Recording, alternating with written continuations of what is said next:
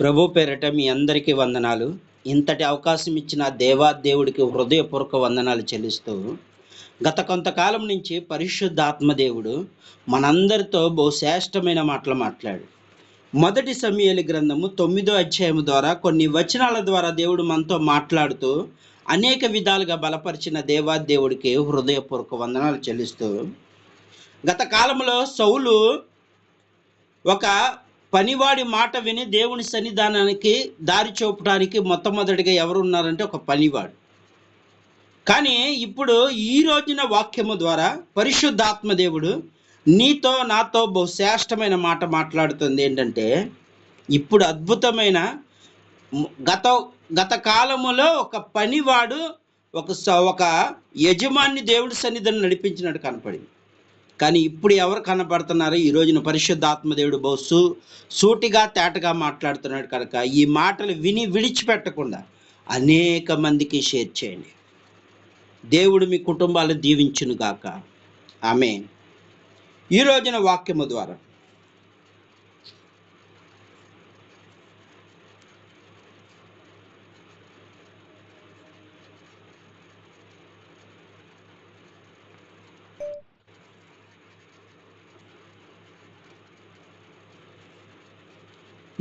పరిశుద్ధాత్మ దేవుడు ఈ వాక్యము ద్వారా బహుశ్రేష్టమైన మాటలు మాట్లాడుతున్నాడు. వాక్యంలోకి వెళ్దాం. మొదటి సమూయేలు గ్రంథము 9వ అధ్యాయము 11వ వచనము ద్వారా కొన్ని వచనాల ద్వారా దేవుడు మాట్లాడుతున్నాడు కనుక శ్రద్ధగా విందాం. సౌలు నీ మాట మంచిది, వెళ్దాము రమ్మనగా వారు దైవజనులు ఊరికి పోయి. ఇక్కడ పనివాడు ఇప్పుడు ఏం చేస్తున్నాడంటే సౌలును దేవుని సన్నిధానానికి నడిపిస్తున్నాడు. అయితే వారు దైవజనుడు ఊరికి పోయిరి. ఊరికి ఎక్కిపోచుండగా నీళ్లు చేదుకొనుటకు వచ్చిన కన్యకలు తమకు కనబడినప్పుడు వాళ్ళు ఏం మాట్లాడుతున్నారో చూద్దాం. ఒక దీర్ఘదర్శుడు ఉన్నాడని అని అడిగిరి. అందుకు వారు, ఇదిగో అతడు మీ ఎదుటనే ఉన్నాడు. ఇక్కడ ఎప్పుడైతే పనివాడు ఇప్పుడు దారి చూపాడు, ఇప్పుడు కన్యకలు దేవుని వైపు తిప్పబోతున్నారు. సౌలుని ఇప్పుడు ఎవరు తిప్పబోతున్నారంటే కన్యకులు దేవుని వైపుకి, దేవుని మార్గం వైపుకి తిప్పబోతున్నారు. ఏం చేశారు వాళ్ళు? ఏంటంటే వాళ్ళు ఆ ఊరికి వెళ్ళినప్పుడు అక్కడ నీళ్లు చేదుకుంటున్నారంట. ఏం చేదుకుంటున్నారు? నీళ్లు చేదుకుంటున్నారు. ఆ నీళ్లు చేదుకున్న సమయంలో సౌలు వెళ్ళి అడుగుతున్నాడు. ఇక్కడ ఒక దైవజనుడు ఉన్నాడంట, ఆయన దీర్ఘదర్శుడు అంట. ఆయన ఎక్కడున్నాడని అడిగినప్పుడు వాళ్ళు ఏమంటున్నారంటే వాళ్ళు, ఇదిగో పలానా చోట అని చెప్పట్లేదు, ఇప్పుడే దైవ సేవకుడు వస్తున్నాడు, త్వరగా వెళ్ళండి అన్నాడు. వీళ్ళు ఎవరు కనపడుతున్నారంటే బుద్ధి కలిగిన కన్యకల వలె ఉన్నారు. వీళ్ళు ఎలాంటి వాళ్ళు? వీళ్ళు బుద్ధి కలిగిన కన్యకలు. బుద్ధి కలిగిన కన్యకలు ఏం చేస్తారంటే దేవుని మార్గం వైపు నడిపిస్తారు, దేవుని ఆలోచన వైపు నడిపిస్తారు. ఈ రోజున వీళ్ళని బట్టి ఈ సంఘం ఎలాగుందంటే ఆ సేవకుని బట్టి వీళ్ళు ఎంతగానో వాళ్ళు దేవుని మహిమపరిచే వాళ్ళుగా కనపడుతున్నారు. వాక్యంలోకి వెళ్దాం. ఏమని చెప్తున్నారంటే, అందుకు వారు, ఇదిగో అతడు మీ ఎదుటనే ఉన్నాడు, త్వరగా పోయి కలుసుకోండి, వెళ్ళండి. కలపడానికి ప్రయత్నం చేస్తున్నారు. ఏం చేస్తున్నారు వీళ్ళు? బుద్ధి కలిగిన కన్యకల వలె వీళ్ళు ఏం దేవుడితో, దేవుని సేవకుడితో కలపడానికి ప్రయత్నం చేస్తున్నారు. ఈ రాత్రి దేవుడు మనల్ని అడుగుతున్నాడు, ఎస్, ఇలాంటి కన్యకల వలె మీరు దేవుని మందిరాన్ని నడిపించే వారిగా ఉన్నారా? ప్రశ్న. చాలామంది సంఘాల్లో ఉన్నారు, సంఘములో ఉంటూ మా సంఘం వర్ధిల్లట్లేదు, మా సంఘం ఇలాగే ఉండింది అని అంటున్నావే, కానీ నీ ప్రయత్నం ఎంత చేశావు? దేవుని మందిరానికి ఎన్నో సంవత్సరాల నుంచి వెళ్తున్నావు, ఏడుస్తున్నావు, అయ్యో మా సంఘంలో 10 మందే ఉన్నారు, మా సంఘంలో ఎవరు రావట్లేదు, మా సంఘానికి ఎందుకు రావట్లేదు అని అంటున్నావు, కానీ నీ ప్రయత్నం ఎంత చేశావు? దేవుని మందిరానికి ఎలా నువ్వు నడిపి? ఇక్కడ బుద్ధి కలిగిన కన్యకలు ఏం చేస్తున్నారో చెప్పనా? వాళ్ళు నీళ్లు చేదుకుంటా ఉంటే వెళ్ళి అడిగారు, అమ్మా దైవ సేవకులు ఇక్కడ పలానా చోట ఉన్నారంట, ఎక్కడా అని అడిగితే వాళ్ళు ఏం చెప్పారు తెలుసా? ఆ సేవకుడు మంచోడు కాదు, ఆ సంఘం మంచోది కాదు అని ఆయన వాళ్ళకి చాడీలు చెప్పలా. బుద్ధిహీనులు ఎలా చెప్తారు? బుద్ధిమంతులు ఏం చెప్తున్నారు తెలుసా? అయ్యా, మా సేవకుడు ఇప్పుడే వెళ్తున్నాడు భోజనానికి, ఆయన వెళ్ళి దేవునికి బలి ఇచ్చి, ఆయన బలి ఇచ్చిన తర్వాత అందరూ భోజనం చేస్తారు, ఇప్పుడే వెళ్తున్నాడు, త్వరగా కలుసుకోండి. ఈ రోజున అలాంటి వారు కావాలి దేవుడికి. అందుకే ఇశ్రాయేలు ప్రజల కన్యకుల్ని దేవుడు అంతగా ఆశీర్వదించడం మొదలుపెట్టాడు. వాళ్ళకి అంత జ్ఞానాన్ని ఇచ్చాడు.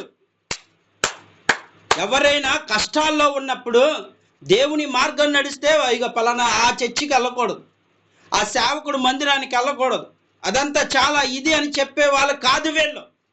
వీళ్ళు ఏం చెప్తున్నారంటే, అయ్యా మా సేవకుడు ఇప్పుడే వెళ్ళాడు. ఏమంటున్నారు? అదే అంటారు అక్కడ. అందుకు వారు, ఇదిగో అతడు మీ ఎదుటినే ఉన్నాడు, త్వరగా పోయి కలుసుకోండి, ఈ దినమున అతడు ఊరికి వచ్చెను. అడిగాడా? వాళ్ళు ఒక సౌలు ఏమన్నాడంటే, ఎక్కడా అని ఒక మాట అన్నాడు. కానీ వీళ్ళు ఏం చెప్తున్నారు? సేవకుడు ఇప్పుడే ఊరి నుంచి వస్తాడు, ఆయనతో పాటు మీరు భోజనం చేయొచ్చు, దేవుని యొక్క ప్రార్థన చేస్తారు, పరిగెత్తండి అని చెప్తున్నారు. ఇవన్నీ అడిగాడా సౌలు? ఒక్కటే అడిగాడు, ఇక్కడ దీర్ఘదర్శుడు ఎక్కడున్నాడు అన్న మాట అడిగితే పలానా చోట ఉన్నాడని చెప్తే సరిపోయింది. వీళ్ళు ఏం చెప్తున్నారు? ఆ సేవకుడి యొక్క గుణగణాలు చెప్తున్నారు. ఆ సేవకుడు ప్రార్థన చేస్తేనే మేము భోజనం చేస్తాం, ఆయన బలి ఇస్తేనే. ఏమంటున్నారు అక్కడ? నేను ఉన్నత స్థలంలో జనులు బలి జరుగును గాక. ఏమంటున్నారు? బలి జరుగుతుంది అంటే, బలి జరగడం అంటే ప్రార్థన చేయటానికే సేవకుడు వస్తున్నాడు, మీరు త్వరగా కలుసుకోండి. ఎంత వీళ్ళు ఎవరంటే బుద్ధి కలిగిన కన్యకలు. వీళ్ళు ఏంటి? బుద్ధి కలిగిన కన్యకలు. నీళ్ళ దగ్గర ఆ మాటలు ఈ మాటలు చెప్పుకోవట్లా, దేవుని గురించి చెప్పుకుంటున్నారు వాళ్ళు. దేవుని యొక్క సేవకుడు గురించి, మా సేవకుడు ఇలాంటి వాడు, మా దేవుని మందిరం ఇలాంటిది, నీ సమస్యను తొలగించడానికి ప్రార్థన చేయటానికి చాలిన వారని వాళ్ళు బహు సూటిగా చెప్తున్నారు.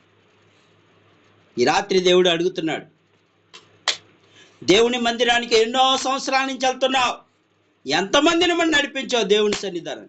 నీ దేవుని మందిరంలోనికి నీ సేవకుడితో ద్వారా నువ్వు కూడా ఎంతమంది నడిపించావు? ఇప్పుడు ఆ సౌలు ఎవరు? ఒక మగవాడే. ఎవరో ఒక మగవాడే. మగవాడైనా సరే ధైర్యంగా, ఆనాడు మగవాళ్ళ కనపడితే ఏం చేసేవాళ్ళంటే వాళ్ళ ముసుగు వేసుకొని పక్కకు వెళ్ళిపోయేవారు, మాట్లాడేవాళ్ళు కాదు. కానీ ఇప్పుడు ఏం జరుగుతుందంటే, ఆ రోజున ఏం జరిగిందంటే ధైర్యంగా వాళ్ళు చెప్తున్నారు, మా సేవకుడు ఇప్పుడే వెళ్తున్నాడు, నీ కోసం ప్రార్థన చేస్తాడు, నీ సమస్యను తొలగించడానికి ఇదే గొప్ప సమయం. ఏమంటున్నారు అక్కడ? ఇది లాస్ట్ వచనంలో ఉంటుంది, 13వ వచనం ద్వారా. ఊర్లోకి మీరు పోయి క్షణమునందే అతడు భోజనం చేయుటకు ఉన్న స్థలం వెళ్ళక మునిపే మీరు అతని కనుగొందురు. అతడు రాక మునుపు జనులు భోజనము చేయరు.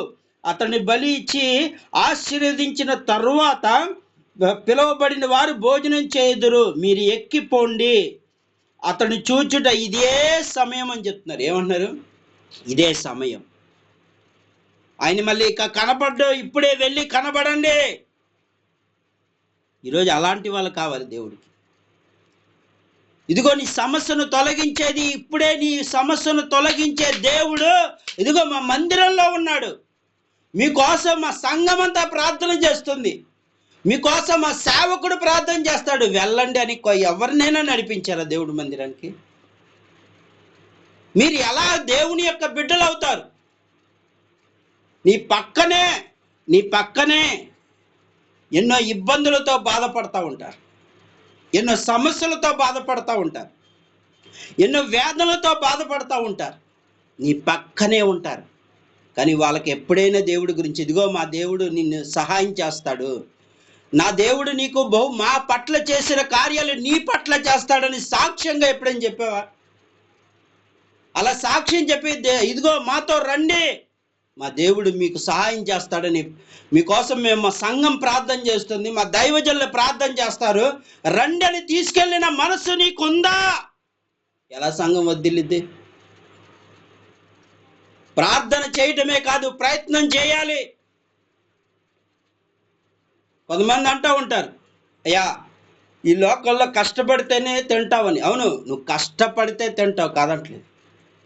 కష్టపడితే తింటావని లోక ఆశల కోసము, లోక తిండి కోసము ఎంత ప్రయాసైనా పడతావు, కానీ నీ ఆత్మను రక్షించే దేవుడు, నీవు చేసే కార్యాలు బట్టి జీతం ఇచ్చే దేవుడి కోసం నువ్వు కష్టపడవు.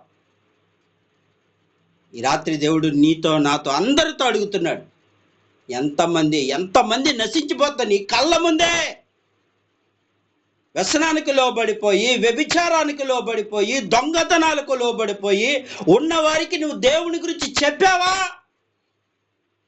ఎలా నువ్వు దేవుని పిల్లవవుతావు? పరిశుద్ధ గ్రంథం పట్టుకుంటాం, వెళ్ళి వస్తాం ఏమైనా ప్రయోజనం ఉంటుందా? ఇప్పుడు నువ్వు ఎవరైనా పిల్లలు స్కూల్కి వెళ్తూ ఉంటారు, స్కూల్లో బ్యాగ్ తీసుకొని వెళ్ళి మళ్ళీ వస్తారు, కానీ అక్కడ ఏం చేయాలి? వాళ్ళు ఆ పాఠాలు నేర్చుకోవడానికి ఇంటికి వచ్చిన తర్వాత ఏం చేయాలి? హోంవర్క్ రాయాలి. రాస్తేనే కదా నీకు తెలిసేది. నువ్వు హోంవర్క్ చేయాలి. అలాగే దేవుని గురించి కూడా నువ్వేం చేయాలంటే పని చేయాలి. లోకంలో కష్టం కాదు ముఖ్యం. ఈ లోకంలో కష్టము నీకు తాత్కాలికమే. నీ లోకములో నువ్వు ఎంత కష్టపడుతున్నావో అదంతా నీకు తాత్కాలికమే. నీకు పరలోకంలోకి వెళ్ళాలంటే దేవుని కోసం బహు కష్టపడాలి. అనేక ఆత్మలను రక్షించాలి. నీ పిల్లల్ని తీసుకెళ్ళాలి దేవుడి మందిరానికి, నీ భర్తని తీసుకెళ్ళాలి దేవుడి మందిరానికి. నువ్వు ఒక్కదాని పరలోకంకి వెళ్ళిపోయి వాళ్ళందరూ నరకానికి వెళ్తే నువ్వు ఎలా ఉండగలుగుతావు? ఆ రోజు అడుగుతాడు, నువ్వు నాకు దేవుడి గురించి నువ్వెందుకు చెప్పలేదని నీ భర్త అడిగితే, లేదా నీ బంధువులు అడిగితే సమాధానం ఉండదు. ఈ రాత్రి దేవుడు చెప్తున్నాడు, ప్రియ దేవుని బిడ్డ, వీళ్ళెవరు? సౌలుని ఇప్పుడు మొన్న ఏం చేశాడంటే, ఒక పనివాడు ఏం చేశాడు? యజమాన్ని దేవుని వైపు నడిపిస్తున్నాడు. అయ్యా, నా దగ్గర తినటానికి ఆయనకి ఏమి పెడతానికి ఏమీ లేదంటే నేను ఇస్తానయ్యా అని చెప్పి తన ధనాన్ని కూడా, అంటే పనివాడు ఏం చేస్తున్నాడు? యజమానికి జీతం ఇస్తున్నాడు, నేను ఇస్తా, మనం వెళ్దాం. ఇప్పుడు వీళ్ళు ఏం చేస్తున్నారు? కన్యకులు దేవుని వైపు నడిపిస్తున్నారు. వీరిరువురిలో ఇప్పుడు మొట్టమొదటి అడుగు ఎవరు వేపిస్తున్నారంటే పనివాడు, రెండో అడుగు ఎవరంటే ఈ కన్యకలు, దారి చూపు కన్యకలు అంటారు వీళ్ళు. ఎవరిని? దేవుని వైపు దారి చూపే కన్యకలు, పరిశుద్ధ కన్యకలు. అందుకే దేవుడు ఇష్టపడతాడు వాళ్ళని. ఏం చేస్తాడు? దేవుడు ఇష్టపడతాడు. ఎలాంటి వాళ్ళని? లోకాశల కోసం తిరిగే వాళ్ళని కాదు ఇష్టపడేది, దేవుని పని కోసం. ఇప్పుడు ఏం చేస్తున్నారు వాళ్ళు? అందుకే దేవుడే ఇశ్రాయేలు ప్రజల్లో ఉన్న ఆడవాళ్ళకున్న తెలివి ఎవరికీ లేదంట. ఈ ప్రపంచంలో ఇశ్రాయేలు ప్రజలకున్న తెలివి, జ్ఞానము ఈ రోజున మన ఒంటి మీద బట్టలు వేసుకోవడానికి అని వీటి మిషన్లు కొడతాం, కానీ ఇవన్నీ ఎవరి ద్వారా వచ్చినాయి అంటే వాళ్ళ తెలివి, జ్ఞానం ఇచ్చిన దేవుడు వాళ్ళకి. వాళ్ళ జ్ఞానం ముందు మన జ్ఞానం పనిచేయదు. ఇక్కడున్న దేశాల్లో ఉన్న ఆడవాళ్ళ జ్ఞానం పనిచేయదు. ఎందుకంటే వాళ్ళు దేవుని కోసం ప్రయాసపడేవాళ్ళు. వాళ్ళు దేవుని మందిరం అంటే ఆ రోజున విశ్రాంతి దినము రోజున దేవుని మందిరము వెళ్ళాలి, ఎట్టి పరిస్థితుల్లో దేవుని సన్నిధానానికి వెళ్ళాల్సింది అని పరుగులు తీసేవాళ్ళు. వాళ్ళు ఒకవేళ అక్కడికి వెళ్ళకపోయినా సరే ఇంట్లో కూర్చొనైనా ప్రార్థన చేసేవాళ్ళు వీళ్ళు. అంతేగాని దేవుని ఏమాత్రమో విడిచిపెట్టేవాళ్ళు కాదు. అందుకే ఈ రోజున గూగుల్లో సెర్చ్ చేస్తే ఇశ్రాయేలుకున్న తెలివే ఎవరికీ లేదు. ఇశ్రాయేలు ఆడవాళ్ళకున్న అందము ఎవరికీ లేదు. వాళ్ళంట హైట్ ఆడవాళ్ళు ఎవరూ లేరు. దేవుడు ఎందుకు వాళ్ళని ఆశీర్వదించాడో తెలుసా? వాళ్ళ దేవుని కోసం ఎంతో ప్రయాసపడ్డారు. దేవుని కోసం ఎంతో మంది ప్రయాసపడ్డారు కాబట్టి దేవుడు వాళ్ళని ఏం చేశాడంటే ఆశీర్వదించడం మొదలుపెట్టాడు.